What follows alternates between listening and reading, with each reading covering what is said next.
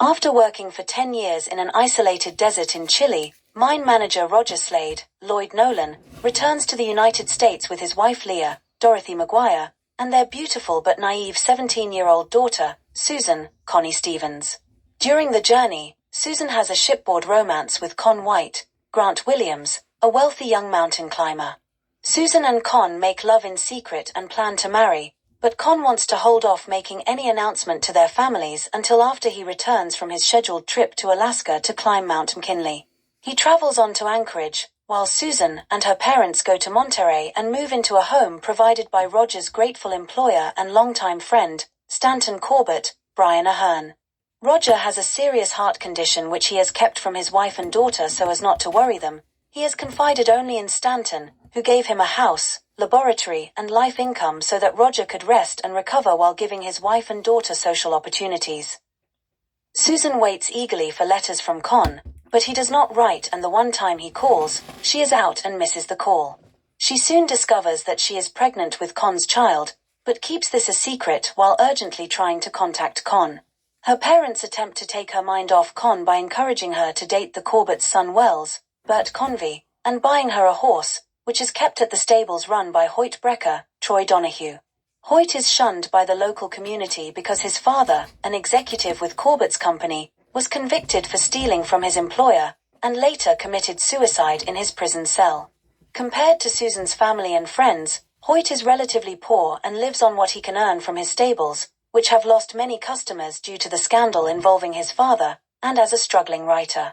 Despite all this, Hoyt and Susan gradually become friends, and he confides in her his determination to not run away in the face of local disapproval, but to instead become a renowned writer and redeem his family name. Susan finally receives a telephone call from Con's father, whom she has never met, informing her that Con had told his parents of his love for her and that Con died climbing Mount McKinley. Susan has a breakdown and tries to drown herself in the bay, but is rescued by Hoyt. In her delirium, she lets slip to her mother that she is pregnant by Con. Roger and Leah decide the only way to avoid disgrace and protect Susan is for the family to move to remote Guatemala, where Roger has been offered a 2-year job running a mine. Susan can then finish her pregnancy and have her baby in secret, and Leah and Roger will pass it off as their own. All goes according to plan, but after the baby, named Rogie after Susan's father, is born, Susan has difficulty setting aside her maternal feelings and treating the baby as her brother rather than her son. Roger's heart condition worsens due to the stressful work at the mine, and he suddenly dies. Leah, Susan, and baby Rogie return to their Monterey home, which Susan is dismayed to find has now been fixed up by the unsuspecting Corbetts to give her an apartment of her own, separated from the baby's room. Hoyt and Susan, who have been writing to each other regularly, renew their friendship, and Hoyt professes his love for Susan, but Wells Corbett also begins to court Susan and soon proposes. Leah pushes Susan to accept Wells' proposal, but warns her never to tell Wells or anyone else the truth about Rogie's parentage, for fear that Rogie, Susan, and the family name will be disgraced.